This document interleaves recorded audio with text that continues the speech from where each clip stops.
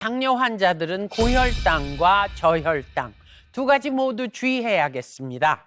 네, 맞습니다. 고혈당 역시 혈당이 250mg 데시리터가 넘을 경우 의식 저하가 찾아올 수 있는데요. 심한 갈증을 느끼고 자주 화장실을 가고 음식을 평소보다 많이 먹는 다음 당뇨, 다식 증상들이 나타나기 때문에 고혈당 증상 역시 절대 놓쳐서는 안 되겠습니다.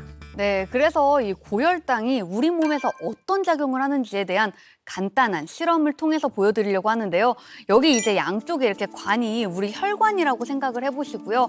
왼쪽에는 혈당을 많이 녹여서 준비한 물, 당뇨 혈액이라고 가정하고 오른쪽에는 일반 물, 정상 혈액이라고 가정해 보겠습니다. 이제 이 혈액을 혈관에 주입을 해볼 건데요.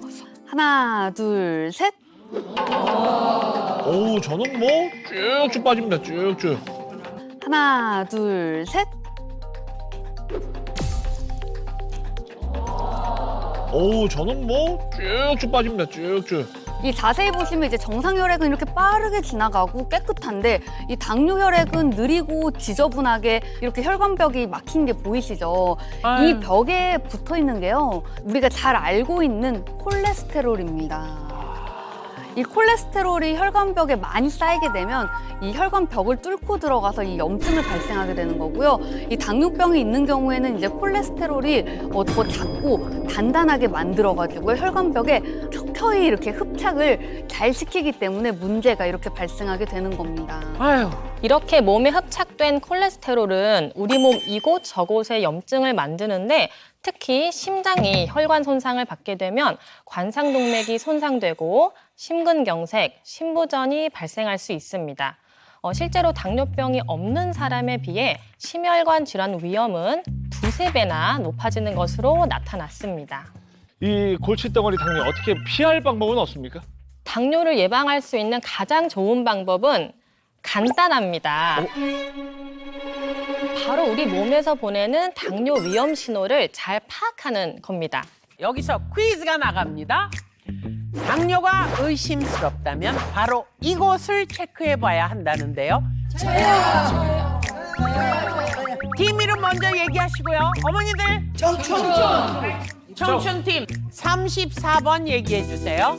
혀 같은데요. 혀. 네. 제가 생각하기에 혀가 좀 이상하면은 그렇지 않나 싶어서요. 네네네. 아닌가 봐요. 그러면 우리 이빨팀에서. 우리 맞춰요. 네. 피가 순환이 잘 안 돼가지고 발바닥이 저리고 막 할 때 그럴 때가 그렇지 않나 싶으네요. 네. 네, 정답은 3번 목입니다. 오. 자, 정답은 바로 목인데요. 두 분 다 틀리셨습니다. 아하. 네, 정확히는 목 뒤의 색깔과 주름을 살펴봐야 하는데요. 네네.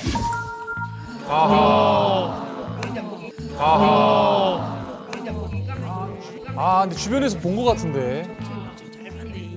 아, 이거 얼핏 보면 튼살에 그 주름 같은 게 이렇게 잡힌 것 살이 같은데. 튼 거 같죠? 예.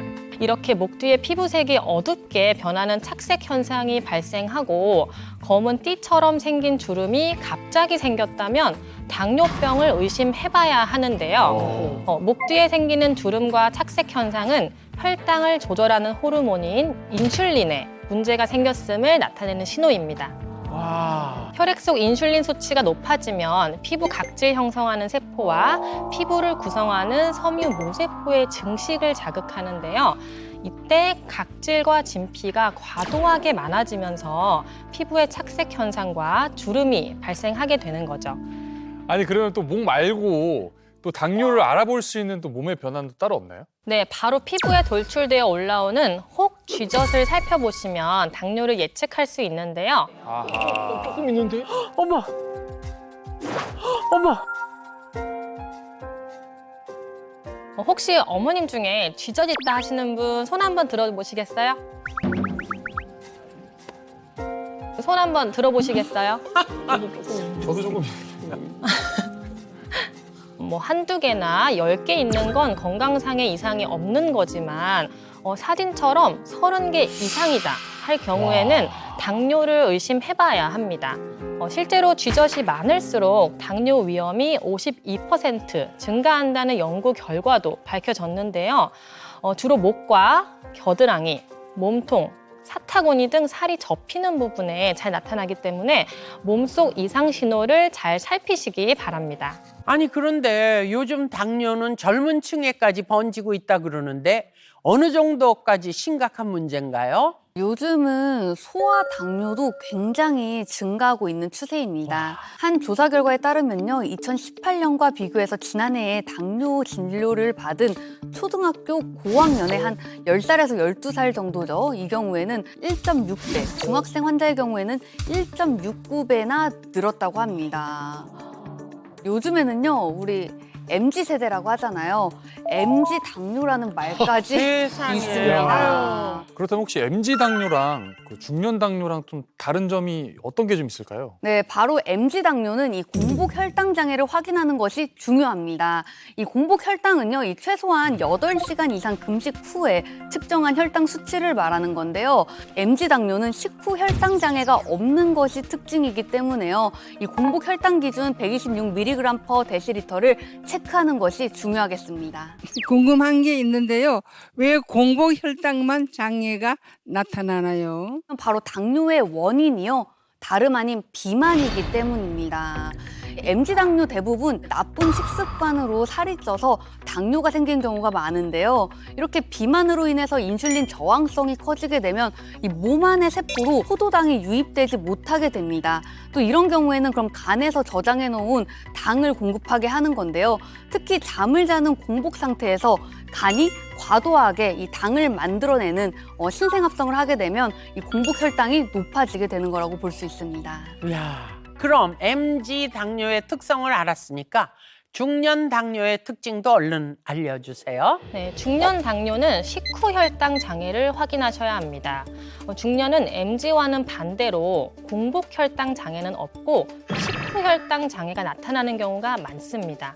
실제로 대한당뇨병 학회에 따르면 65세 이상 중년의 경우 식후 혈당 장애 유병률이 더 높다고 하는데요. 때문에 중년 당뇨의 경우 식후 혈당이 200mg/dl가 넘는지 꼭 확인하시길 권해드립니다. 저는 아침에 공복 혈당만 쟀는데 왜 식후 혈당이 더 중요한가요? 네, 그 이유는 바로 중년 당뇨의 원인이 노화와 근육 감소이기 때문입니다. 인슐린을 만들어내는 췌장이 나이가 들고 노화되면서 기능이 떨어지게 되는데요.